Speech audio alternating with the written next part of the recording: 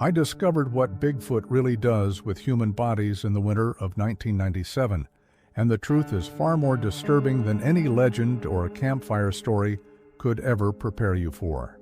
What I found in that underground cavern in the mountains of Washington state changed everything I thought I knew about death, burial, and the creatures that share these forests with us. My name is David Thornton. I'm a forensic anthropologist, and this is the story I was told never to share. But after 27 years of silence, the truth needs to come out. December 1997 was one of the coldest winters the Cascade Mountains had seen in decades. Snow fell almost daily, blanketing the forests of central Washington in layers of white that made the ancient pines look like something from a Christmas card. But beneath that picturesque beauty, something dark was happening. I was 34 years old at the time, working as a forensic anthropologist for the state of Washington. My job was to analyze skeletal remains, help identify bodies, determine causes of death, the kind of work that most people found morbid, but I found fascinating. I'd worked on everything from ancient Native American burial sites to modern criminal cases. The call came on December 18, 1997. I was in my office at the university in Seattle when Detective Patricia Brennan from the Stevens County Sheriff's Department phoned. Dr. Thornton, we need your expertise on something unusual, she said, her voice tight with stress. We've had 4 hikers go missing in the past 6 weeks in the Colville National Forest. All experienced outdoorsmen. All disappeared without a trace. I'm sorry to hear that, Detective, but I analyze remains, I said carefully. Have you found bodies? No, that's the problem. We found their campsites, their equipment, even their vehicles, but no bodies, no blood, no signs of struggle. It's like they just vanished into thin air. She paused. But we did find something else. Tracks. Unusual tracks near each disappearance site. My interest was piqued despite myself. What kind of tracks? That's why I'm calling you. They're humanoid, but wrong. Too large. The stride is too long, and they're always found near the locations where people vanished. We need someone with your background to look at this scientifically. Tell us what we're dealing with. I should have said no. I had a full caseload, final exams to grade, and Christmas was a week away. But something in Detective Brennan's voice, a mixture of frustration and genuine fear, made me agree. 2 days later, I found myself driving north on Highway 395, my Jeep Cherokee loaded with equipment, warm clothing, and enough supplies for a week in the mountains. The forecast called for more snow, but the sheriff's department had insisted this couldn't wait. People were missing, and with each day that passed in the winter cold, the chances of finding them alive diminished. I arrived in Colville, a small logging town of maybe 5,000 people, just as the sun was setting behind the mountains. The sheriff's department was a modest building on Main Street, decorated with Christmas lights that seemed incongruous with the grim business at hand. Detective Brennan met me in the parking lot. She was in her mid-40s with short blonde hair and the weathered look of someone who'd spent years working outdoors. She shook my hand with a firm grip. Dr. Thornton, thanks for coming on such short notice. I know this isn't your usual kind of case. Call me David, I said. And you're right, it's not. But I'm intrigued. You mentioned unusual tracks? Come inside. I'll show you what we've got. The conference room walls were covered with maps, photographs, and timeline charts. 4 faces stared at me from missing person posters. Gregory Chen, 29, disappeared November 9th. Michael Kowalski, 35, disappeared November 23rd. Rachel Foster, 31, disappeared December 5th. James Anderson, 42, disappeared December 12th. All experienced hikers, Brennan explained, pointing to each photo. Chen was a wilderness guide. Kowalski was ex-Army, survival training. Foster had climbed in the Himalayas. Anderson was a park ranger with 15 years' experience. These weren't amateur tourists who got lost. She pulled out a file folder full of photographs. These were taken at each disappearance site. I studied the images carefully. They showed large footprints in snow and mud, clearly humanoid in shape, with 5 toes, but enormous, at least 16 inches long, maybe more.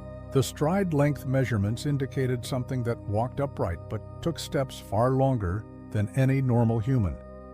Bigfoot tracks, I said, not bothering to hide my skepticism. Detective, you can't seriously think— I don't know what to think, she interrupted. That's why you're here. But look at this. She pulled out another set of photos. These were taken at the Chen site. See these marks in the snow? I looked closer. The photos showed what appeared to be drag marks leading from Chen's abandoned campsite into the forest. Long parallel lines as if something heavy had been pulled across the snow. Could be the victim trying to crawl, I offered, though something about the pattern didn't quite fit that explanation. That's what we thought at first. But look at the distance. These marks go on for over 200 yards before they disappear into dense forest. And there's no blood, David, not a drop. Someone crawling that distance through snow with an injury severe enough to prevent them from walking? There should be blood. She was right. I'd worked enough crime scenes to know that. What do the locals say? I asked. Brennan's expression darkened. That's the other thing. The old-timers in town, the loggers who've worked these forests for decades, they won't go into that part of the Colville National Forest anymore. They say the area is cursed, that people who go in don't come out. They talk about— She hesitated. They talk about the Guardian of the Bones. Guardian of the Bones? It's a local legend? Goes back to before the town was founded. The Spokane and Kalispel tribes have stories about a creature that lives in the deepest parts of the forest. They say it collects the deceased, takes them to a sacred place. They call it different names, but the meaning is the same. A being that guards the boundary between life and death. I sat back in my chair processing this information. As a scientist, I didn't believe in legends or supernatural guardians. But 4 people were missing, and the evidence suggested something unusual was happening. What do you need from me? I asked. Tomorrow morning, we're sending a search team to the area where Anderson disappeared 6 days ago. It's the most recent site, and we're hoping there might still be evidence that hasn't been buried by snow. I want you there. I want your expert opinion on anything we find, I nodded. I'll need to see the terrain, examine any physical evidence firsthand. If there are remains, I can help identify them and potentially determine what happened. Good. We leave at dawn. Dress warm. It's supposed to be 15 degrees up there, and that's before wind chill. That night, I stayed at a small motel on the edge of town. I couldn't sleep, my mind turning over the facts of the case. 4 experienced outdoors people missing, unusual tracks, drag marks with no blood, and local legends about something that collected the deceased. The rational part of my brain said there had to be a logical explanation. A predator maybe, a bear or mountain lion, though the tracks didn't match. A serial killer operating in the mountains. Even some kind of accident or natural phenomenon we hadn't identified yet. But another part of me, a part I usually kept buried under years of scientific training, whispered that maybe some legends existed for a reason. Maybe the old stories held kernels of truth that had been dismissed by modern minds. I finally fell asleep around 2 a.m., and my dreams were filled with snow-covered forests and massive footprints leading into darkness. The next morning, I met Detective Brennan and her search team at the Sheriff's Department at 6 a.m. There were 8 of us total. Brennan, myself, 2 deputies named Harris and Yamamoto, 2 experienced search and rescue volunteers named John Whitfield and Maria Santos, and 2 tracking dogs with their handler, a weathered man in his 60s named Earl Patterson. We drove in 2 vehicles for about 40 minutes into the mountains, the roads becoming increasingly treacherous as we climbed higher. Snow fell steadily, big flakes that stuck to the windshield faster than the wipers could clear them. Finally, we reached a small parking area where James Anderson's truck still sat, now covered in several inches of snow. Yellow police tape marked it as a crime scene, though the tape was sagging under the weight of ice. His camp was about 1.5 miles northeast of here, Brennan explained as we geared up. Last radio contact was December 12th at 4:30 p.m. He was reporting in for his daily check-in. Said everything was fine, weather was clear, he'd be hiking out the next morning. That was the last anyone heard from him. We set out into the forest, following the trail Anderson would have taken. The dogs led the way, their breath visible in the freezing air. My forensic equipment felt heavy in my pack, and despite my layers of clothing, the cold was already seeping through. The forest was eerily quiet. No birds, no sounds of small animals. just the crunch of our boots in the snow and our own breathing. Even the dogs seemed uneasy, whining softly as they moved forward. After about 40 minutes of hiking, we reached Anderson's campsite. His tent was still standing, partially collapsed under snow, but intact. His backpack was inside, along with his sleeping bag and supplies. His campfire pit showed signs of a fire that had been deliberately extinguished. "Something's wrong here," Earl Patterson said quietly, his hand on one of the tracking dogs. Both animals were whining, pulling backward on their leashes instead of searching forward. "Dogs don't want to go any further." Detective Brennan knelt beside Anderson's tent, examining the entrance. No signs of forced entry, no blood, no indication of a struggle. It's like he just walked away from his camp and never came back. I moved around the perimeter of the site, looking for anything unusual. My training had taught me to observe details that others might miss. The snow around the camp was relatively undisturbed, except for our own footprints and the remnants of what might have been Anderson's movements. But then I noticed something. "Detective, come look at this," I called out. About 20 yards from the tent, partially filled with fresh snow but still visible, were tracks, large tracks. The same pattern I'd seen in the photographs back at the sheriff's department. Humanoid but massive, each print at least 16 inches long. "Fresh?" Brennan asked, kneeling beside me. I examined the depth and clarity of the prints. Hard to say for certain with the snowfall, but I'd estimate these were made sometime in the last few days. See how the edges are still relatively defined? If these were from 6 days ago when Anderson disappeared, they'd be completely filled in by now. Deputy Harris, a young man in his 20s who looked increasingly uncomfortable, spoke up. "So whatever made these tracks has been back here since Anderson vanished?" "Possibly," I said, pulling out my camera to document the prints. I took measurements, photographs from multiple angles, and made detailed notes. The stride length was enormous, nearly 6 feet between prints. Whatever made these tracks was either incredibly tall or taking deliberately long steps. John Whitfield, one of the search and rescue volunteers, had been examining the tree line. "Got more tracks over here. They lead northeast, deeper into the forest." We gathered around the new discovery. A clear trail of the massive footprints led away from the camp, heading into the densest part of the forest where the old-growth pines stood like ancient sentinels. "Do we follow?" Deputy Yamamoto asked, her hand resting on her service weapon. Brennan looked at the sky. More snow was falling, heavier now. "We've got maybe 3 hours before visibility gets too bad." We follow the trail, but we stay together. Nobody separates from the group. Earl tried to coax his dogs forward, but both animals refused to follow the tracks. They planted their feet, whining and pulling backward with surprising strength. "Never seen them act like this," Earl muttered.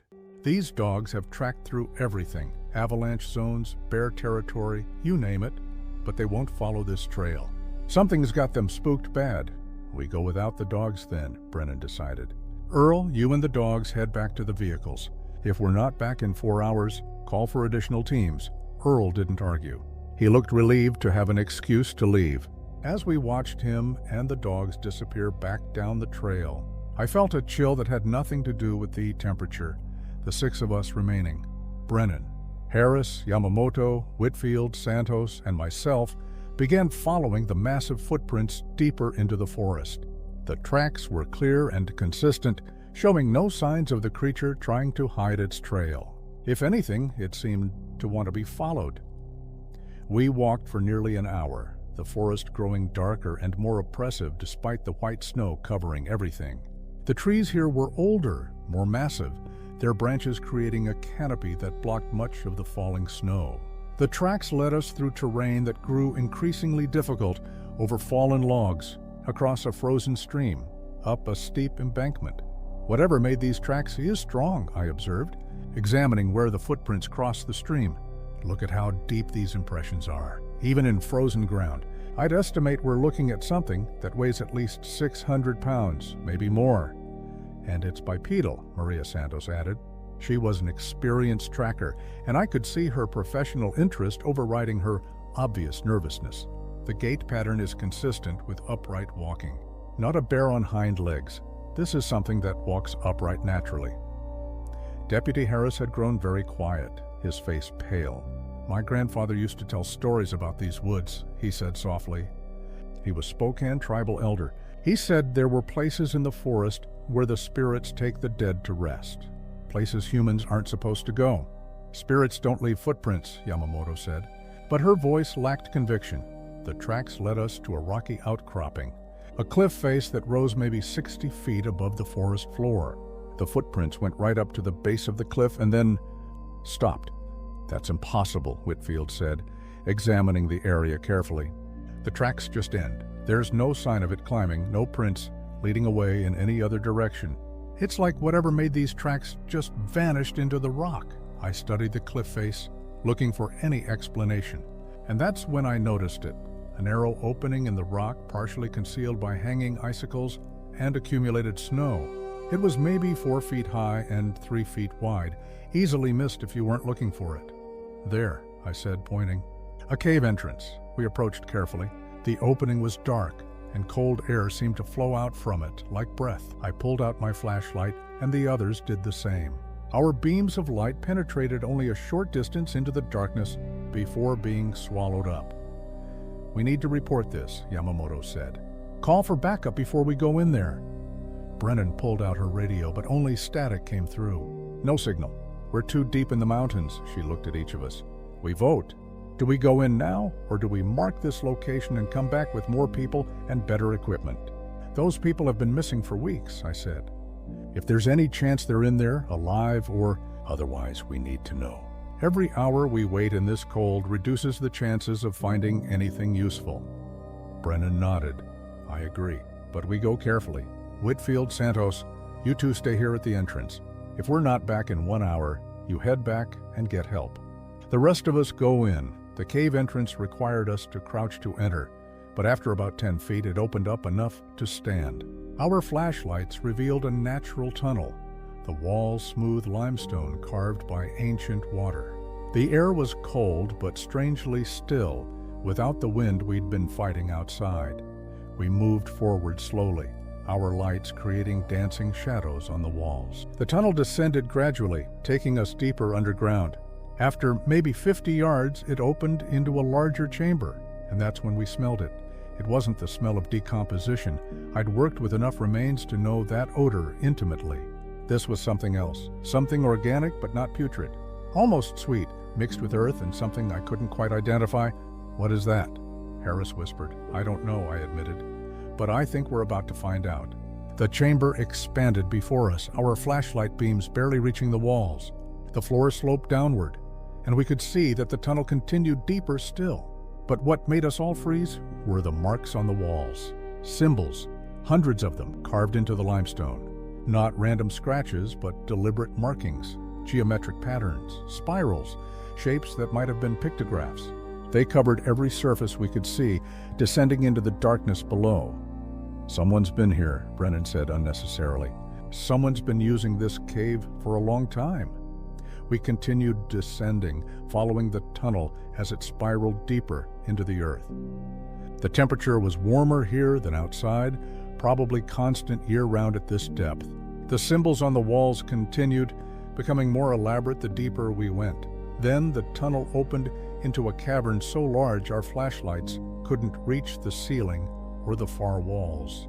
The space felt enormous, cathedral-like in its dimensions, and in the center of the cavern, illuminated by our beams, we saw something that made my blood run cold. Structures. Someone had built structures inside this cavern. Not modern buildings, but something ancient and primitive. Platforms made of stone and wood, arranged in concentric circles around what appeared to be a central pit. And on those platforms, "Oh my God," Yamamoto whispered, "bodies, human bodies, arranged carefully on the stone platforms, but not recently deceased. These were skeletal remains, some completely bare bone, others with desiccated tissue still clinging to them. Dozens of them, maybe more than 100. My training as a forensic anthropologist kicked in, overriding the initial shock. I moved forward carefully, my flashlight sweeping across the cavern, documenting what I was seeing, even as my mind struggled to process it. "Nobody touch anything," I said, my voice echoing in the vast space. "This is This is unlike anything I've ever seen. The remains were arranged with deliberate care. Each body lay on its own stone platform, positioned in what looked like peaceful repose. Hands crossed over the chest, legs straight, head elevated slightly.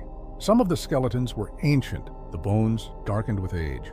Others were more recent, still showing tissue and clothing. I approached the nearest platform slowly, examining the remains without touching them. The skeleton was complete, undisturbed, lying exactly as it had been placed.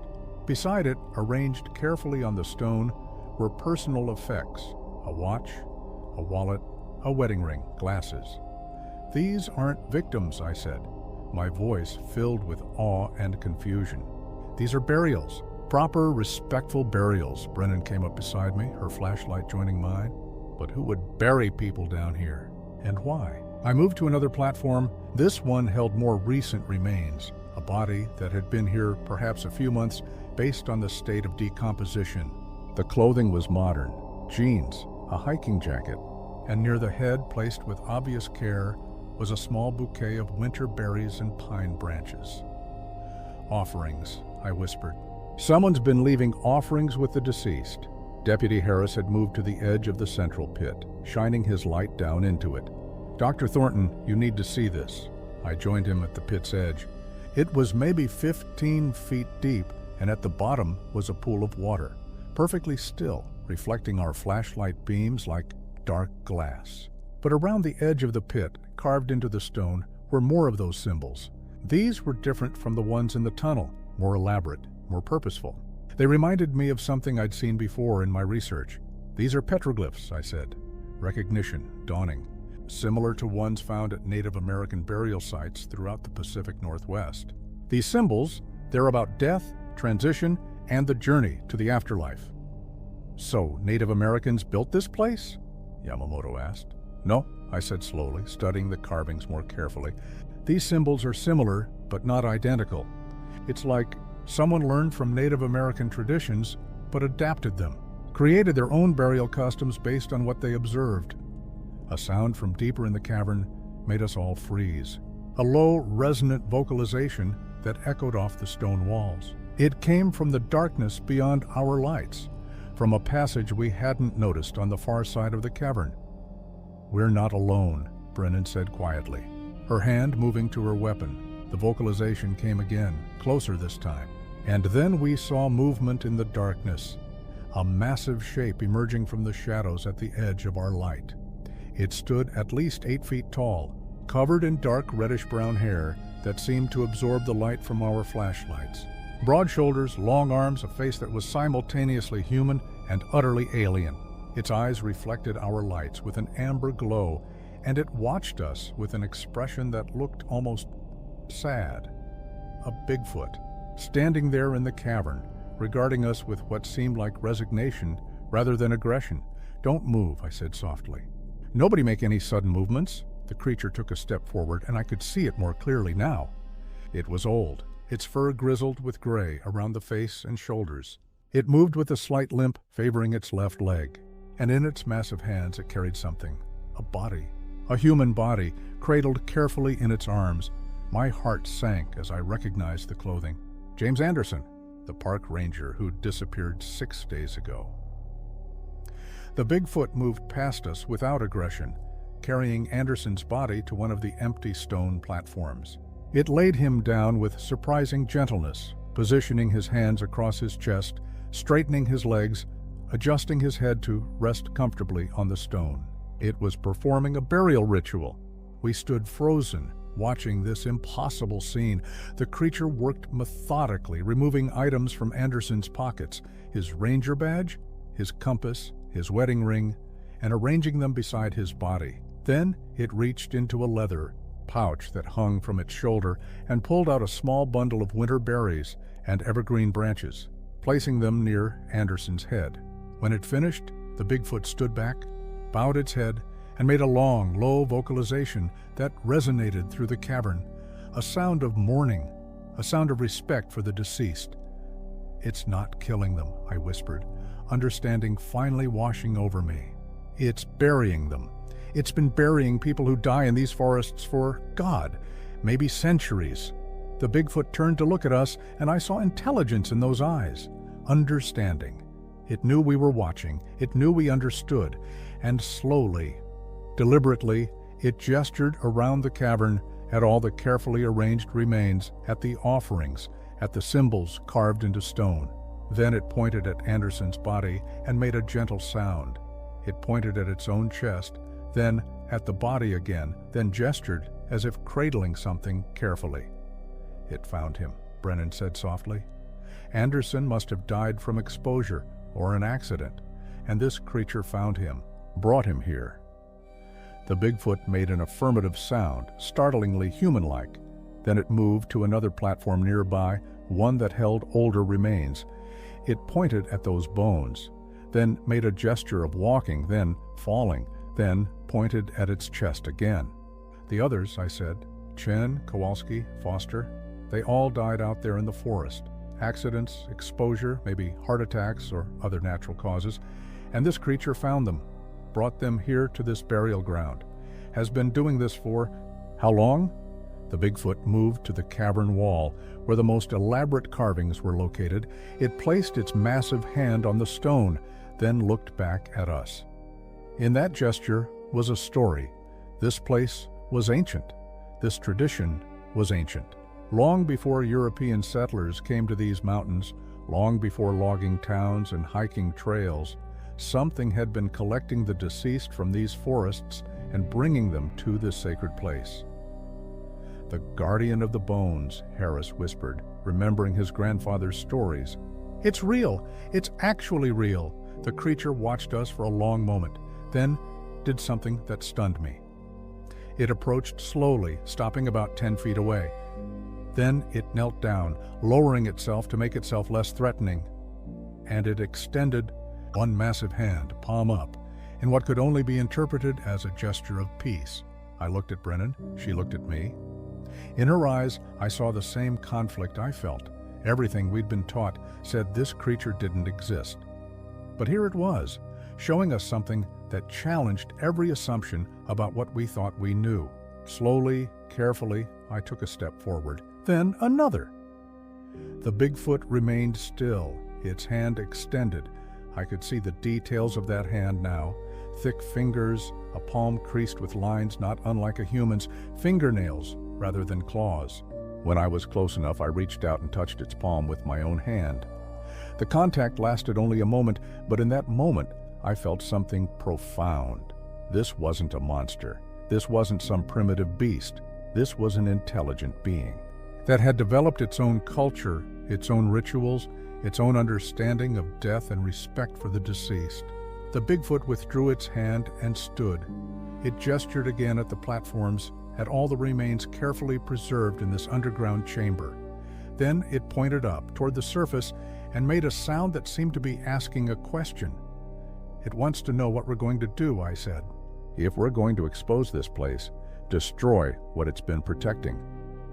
I looked around the cavern at the evidence of decades, maybe centuries, of careful burial practices, bodies that might otherwise have been lost forever in the wilderness, their families never knowing what happened. Here they were preserved, treated with dignity, honored in death. The missing people, Brennan said quietly. Their families deserve to know what happened to them. They deserve closure. But this place, she gestured at the cavern, this is sacred ground, a burial site that's been maintained longer than any cemetery in this state. The Bigfoot watched us, waiting. I could see tension in its massive frame, uncertainty about whether we would respect what we'd found or destroy it. We take Anderson, I said finally, making a decision I hoped was right. We can tell his family he died from exposure, that we found his remains and brought him home. We document the others too, identify them if we can, bring closure to families who've been waiting for answers. But we don't reveal this place to the world. We don't bring cameras and scientists and tourists to destroy what's been protected for so long. The Bigfoot seemed to understand. It moved back to Anderson's platform and carefully picked up the ranger's body, bringing it to me. As it handed over the deceased, our eyes met, and I saw gratitude there, trust, an understanding that we would keep its secret. "There's one more thing," I said, looking at the creature, "the recent disappearances. If these people died naturally, we need to understand why. We need to make sure others don't suffer the same fate." The Bigfoot gestured for us to follow, and it led us to another passage leading out of the main cavern. This tunnel was shorter, and it opened onto a different part of the mountainside, far from where we'd entered. And there, carved into rocks and marked with piles of stones, were warnings. "Trail markers," Maria Santos said, examining them.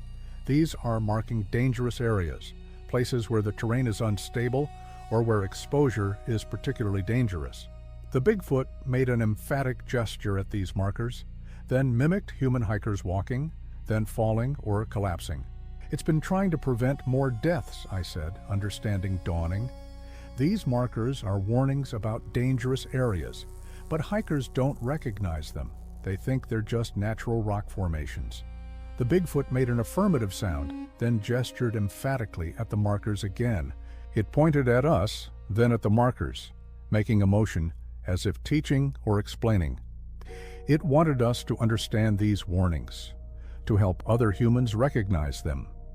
"The recent cluster of disappearances," Brennan said slowly, "they all happened in the same general area, an area that's become more popular with hikers in the last year since a new trail guide was published." The creature nodded. It had learned the gesture from observing humans. It pointed down the mountain, toward where the popular trails must be. Then made a gesture of many people walking, then pointed at the dangerous terrain markers again.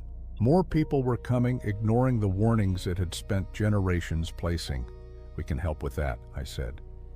"We can work with the Forest Service to mark these areas as hazardous, put up official warnings that people will recognize and respect." The Bigfoot studied me for a long moment, then made a sound that seemed like acceptance. It had shown us its secret, entrusted us with the location of its sacred burial ground. Now it was asking us to help protect the living, to prevent more people from becoming residents of that underground chamber. We carried Anderson's body back through the main cavern, and the Bigfoot followed at a respectful distance. As we passed through that vast space filled with the carefully preserved remains of decades, I paused to take mental notes of everything I saw. I couldn't photograph it. That felt like a violation, but I could remember. I could document what I'd learned without exposing the location. Before we left, the creature did something unexpected. It moved to one of the platforms holding older remains and picked up a small leather pouch that lay beside the skeletal hand. It brought this to me, pressing it into my palm. Inside were identification documents, weathered and old but still legible. A driver's license from 1978. The name was Gregory Walsh, age 34. I recognized the name. It had been a missing person case from nearly 20 years ago, never solved. The Bigfoot pointed at the pouch, then at me, then made a gesture toward the outside world. It wanted me to take this, to give the family closure. "Thank you," I said, my voice thick with emotion. His family. They'll finally know what happened to him. They'll have peace. Over the next hour, the Bigfoot brought us identification from several other remains, always the older ones, always people whose families had been searching for decades. 9 people in total, 9 cold cases that could finally be closed. 9 families who could finally mourn properly.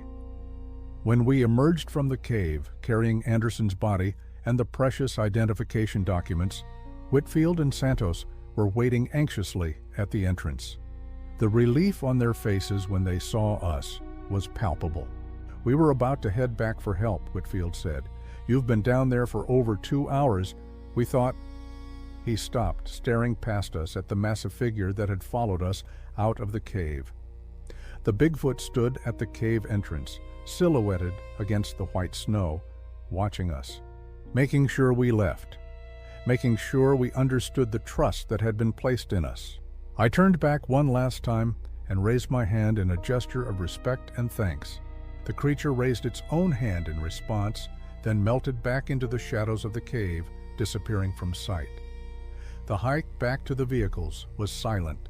We were all processing what we'd witnessed, understanding the weight of the secret we now carried. When we finally reached the parking area where Earl was waiting with the dogs, the old handler took one look at our faces and asked no questions. The drive back to Colville was equally quiet. Brennan radioed ahead that we'd found Anderson's body, that it appeared to be death by exposure, and that we were bringing him in. She said nothing about the cave, nothing about what else we'd found. Back at the sheriff's department, we gathered in the conference room. The 6 of us who had been in that cavern, Brennan, Harris, Yamamoto, Whitfield, Santos, and myself, looked at each other, silently asking the same question. What do we tell people? We found Anderson deceased from exposure, Brennan said finally. That's the truth. We also found evidence that led us to solve 9 other missing person cases from the past 20 years. We can say we discovered their remains in a remote area of the forest, which is also true. But the exact location is a sacred burial site that needs to be protected, I finished. We can identify the remains I examined, bring closure to families without revealing the cave's location. And the creature? Yamamoto asked quietly. What creature? I replied. I saw tracks in the snow. Large tracks, probably from a bear. That's what I'll put in my official report, Harris spoke up, his voice thoughtful. My grandfather used to say that some secrets are kept not because they're shameful, but because they're sacred. This feels like one of those secrets. We all agreed. The official story would be that we found Anderson and evidence leading to other remains. The truth about the burial cavern and its guardian would stay with us. Over the next week, I worked on identifying the remains from the identification documents the Bigfoot had provided. Each one was a cold case. Families who'd been waiting years, in some cases decades, for answers. I contacted them personally, told them we'd found their loved ones, that they'd died from natural causes in the wilderness, and that their remains could finally come home. The gratitude and relief in their voices was overwhelming. One woman, whose brother had disappeared in 1983, cried on the phone. We always wondered, she said. We never gave up hope, but we wondered. Thank you for bringing him home. I worked with the National Forest Service to place official hazard warnings in the areas marked by the Bigfoot's stone cairns. We documented unstable terrain, areas prone to sudden weather changes, spots where people could easily become disoriented. The warnings were placed prominently, and new trail maps were printed with these hazards clearly marked. The disappearances in that area of the Colville National Forest stopped. Whether because of the warnings or because the Bigfoot felt its message had finally been heard, I'll never know. I returned to my position at the university in Seattle, but I was changed by what I'd experienced. I'd seen something that challenged everything I thought I knew about the world, about death and about the creatures we share this planet with. Sometimes, late at night, I think about that cavern deep beneath the mountains. I think about the Bigfoot standing guard over those carefully preserved remains, performing burial rituals that had been passed down for generations. I think about the intelligence and compassion it took to care for the deceased of another species, to honor them in death, even when their own kind might never know. And I think about the trust it showed us, emerging from the shadows, revealing its sacred place, asking for our help to protect both the dead and the living. I've kept that trust for 27 years now. I've told no one the exact location of that cave. I've published papers on burial practices in the Pacific Northwest, on the cultural significance of caring for the deceased. But I've never mentioned what I really found that winter in 1997. But now, as I'm approaching retirement, I feel it's important that the story be told. Not the location, never the location, but the truth about what Bigfoot does with human bodies. Not because the creature is a threat or a monster, but because it's the opposite. These beings, these Sasquatch that we've relegated to legend and folklore, they've been acting as silent guardians of our deceased for longer than we can imagine. When people die alone in the wilderness, when they succumb to accidents or exposure or natural causes, far from help, Bigfoot finds them. And instead of leaving them to the elements, instead of allowing their remains to be scattered and lost, these creatures perform their own burial rituals. They preserve the deceased with dignity. They arrange the bodies carefully, include personal effects, leave offerings. They maintain a burial ground that would put many human cemeteries to shame in terms of care and respect. They've been doing this for centuries, asking nothing in return, expecting no recognition. They've been the guardians of the bones, just as the old Native American legend said. And they've been trying to prevent more deaths by marking dangerous areas, though their warnings went unrecognized until we learned to see them. The day I touched that Bigfoot's hand in that underground cavern, I understood something profound. Intelligence and compassion aren't unique to humans. The capacity for ritual, for honoring the dead, for caring about the deceased of another species, these things exist in creatures we've dismissed as myths. So yes, I found out what Bigfoot does with human bodies, and the truth is both terrifying in its implications about what we don't know about the world and beautiful in what it reveals about the capacity for respect and dignity that exists beyond our species. The Bigfoot of the Cascade Mountains are still out there, still maintaining their sacred burial ground, still watching over those who die in the forests. And now, thanks to our intervention, fewer people are dying there. The warnings are recognized, the dangerous areas are marked, and somewhere in those mountains, an old Bigfoot with grizzled fur and a slight limp continues its ancient duty, knowing that at least a few humans understand and respect what it's been doing all along. That's the truth I've carried for 27 years. That's the secret I was told never to share. But I believe the world is ready to know, not where, but what. To understand that sometimes the creatures we fear are actually protecting us in ways we never imagined, and that sometimes the most human thing we can do is honor the sacred traditions of those who aren't human at all.